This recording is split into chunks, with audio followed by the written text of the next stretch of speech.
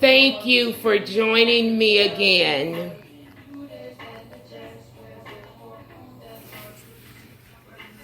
With I'm Just a Messenger.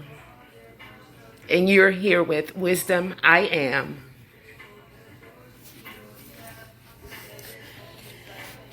And I want to talk about an episode, the last episode, where I shared with you all about my incident with, my beating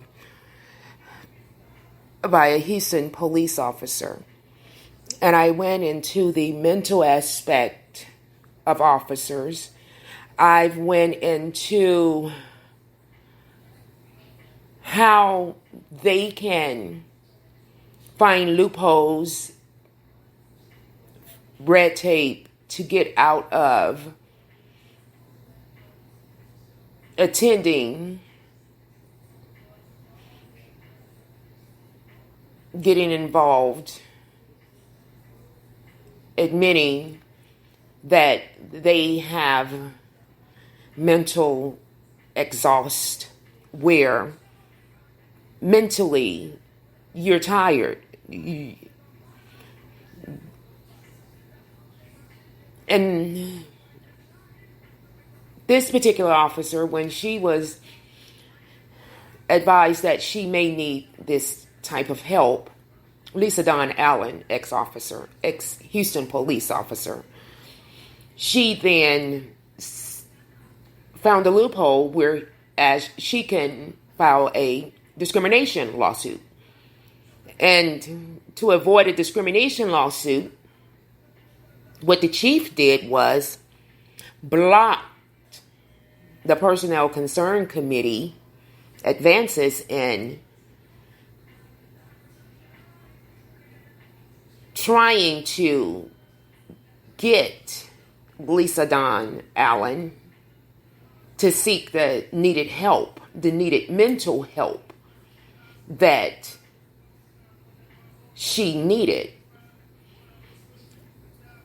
And he blocked a previous attempt, and they submitted information again.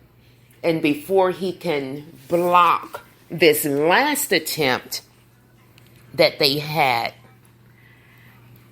enough information for her to have to attend therapy, the memo didn't get to the Personnel Concern Committee in time, and they were pushing forward with their investigation of then Officer Lisa Dawn Allen.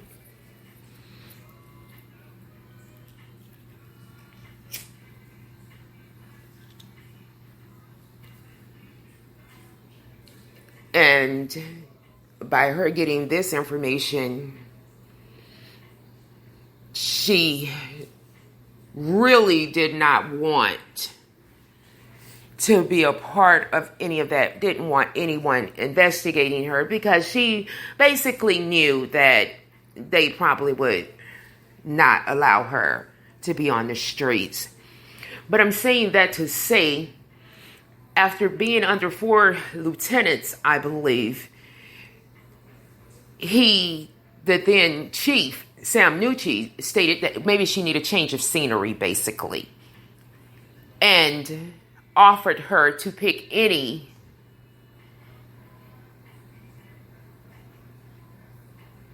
department from the south to the west side of Houston.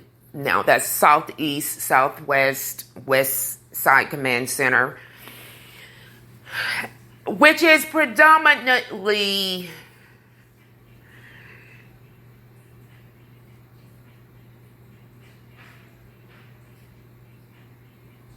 I want to say blacks. Southeast is predominantly Hispanic and blacks. When you're going to Third Ward, Dumble Street, South Park, South Union, the Bensonet area, Braeswood, you find predominantly blacks and Hispanics because there's a lot of complexes and low housing in these areas. So he could have easily assigned her to a Champion Forest or a Woodlands or a Spring, other areas that he could have sent her, but he gave her the choice to pick anywhere where people of color were. And as I went into great details on that and that aspect of those topics on the last episode, a lot of people have asked me the question, why didn't I make it, publicize it more? And I want to take the time to answer those questions. It will give the answers to that one question. And the why I did not, because this happened in 95. We were just coming out of the Rodney King riots and protests. And there were reforms going to come, and there were everything basically they're doing now. They were attempting to do then. And I guess this is where the Personnel Concern Committee probably came up. I need to do a little bit more research to see exactly how long was that an alternative for a police officer. Now,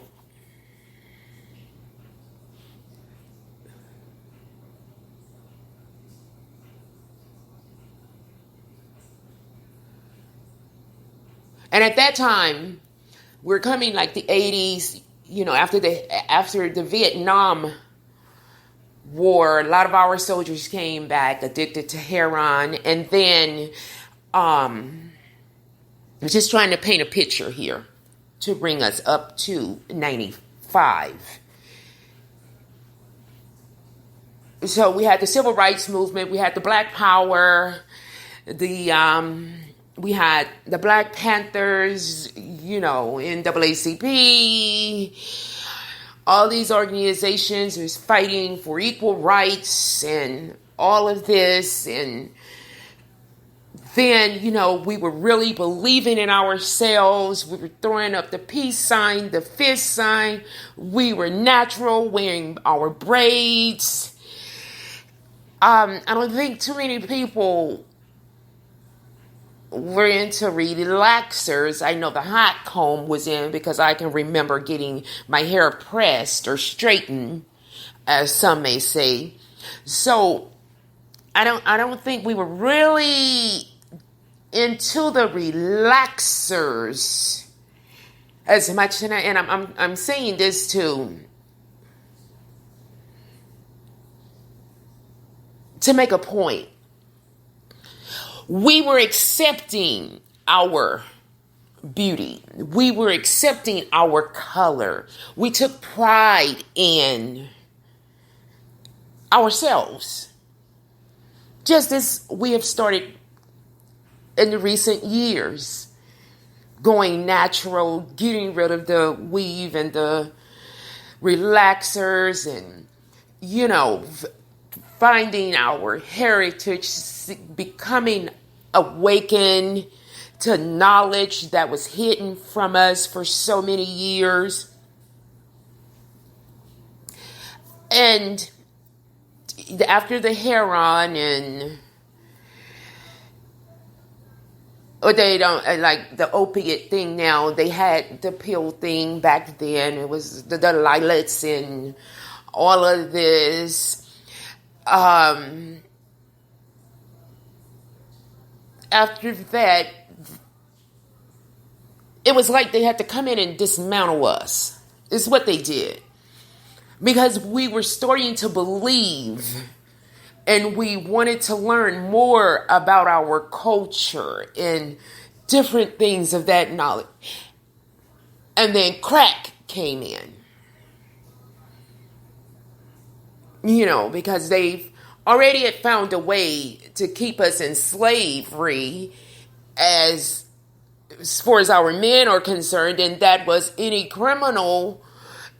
that commits a crime is a criminal, and which was more or less a slave again, because you went to prison and you did slave work. Okay. So now we're the 60s, the 70s, the 80s, and when the crack epidemic came in, there was a lot of police brutality back then. A lot of, I can remember as a child, my brother getting beat behind a Kmart. They just beat my brother. Black and blue, my eldest brother. And so I was at the heels of the Rodney King when I was beat by this officer. So me thinking, this is between she and I. Because you have to understand that it was a police officer, Tracy Mosley, who was in training. It was her first night out. In her first night out, she had to witness someone being beat to that point. First being placed in a chokehold, freeing myself from the chokehold, and then because freeing myself, I had to bite the officer. The officer then beat me. And one of the police officers, when was asked about how many times did she strike me over the head, he said, basically he stopped counting at 15. So it was 15 plus times while holding my daughter in my arm. So I couldn't look at our police officers being bad or being racist, because every officer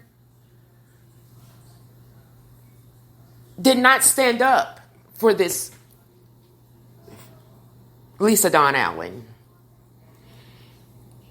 In her case, in my case. And it was a sheriff who brought me information on how I should pursue this. Okay? So, and then after tearing up LA, and my people were tearing up their own communities,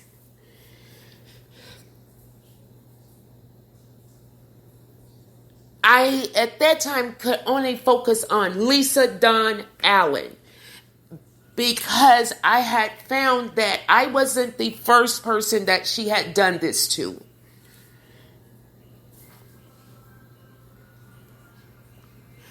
And I had to understand why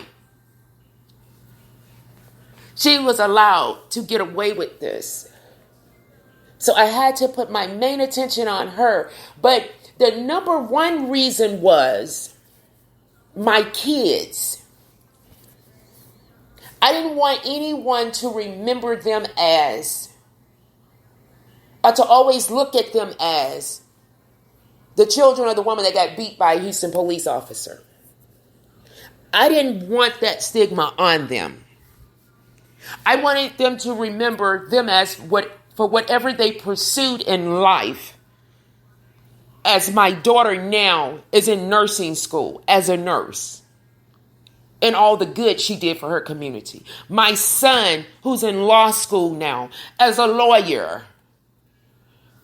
So I didn't want any of that taken away from them. And I didn't want to be remembered as the woman that got beat by a Houston police officer. I wanted to be remembered for what the woman that got beat by a Houston police officer did in her lifetime. The woman that got beat by a Houston police officer was able to take this woman to court to get her indicted, to get her fired from the Houston police officer, and to also, because we can't forget the head, that something had to happen to the chief also that let her stay on the force, knowing what she did. And as I was explaining this to someone the other day, they said, you know how many lives you probably saved? And I never looked at it like that. And even, and then afterwards,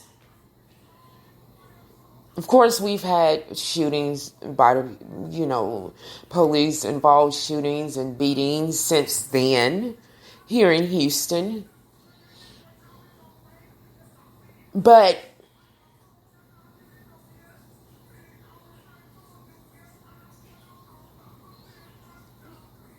we've had people to understand us and the things that we go through.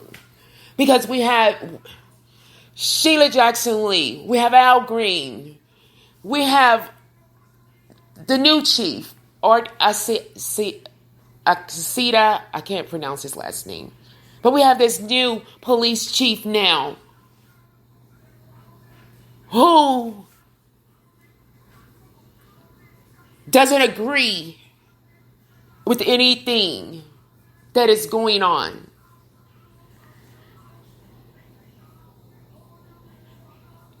That gets involved in the community.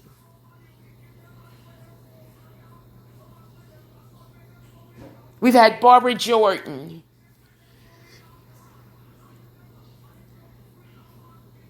As far as the political aspect, we've had great leaders we got of our color, from our communities.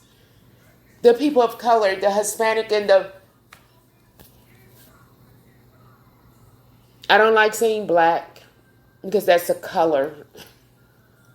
And I'm nowhere near black. And I can only identify myself as my heritage proclaims me to, which is a true Hebrew Israelite.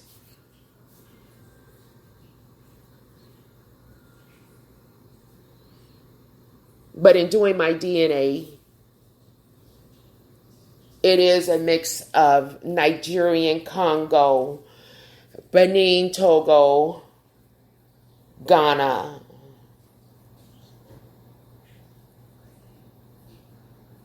and others.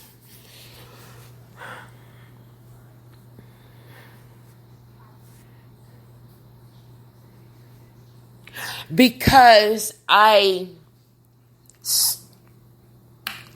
by that time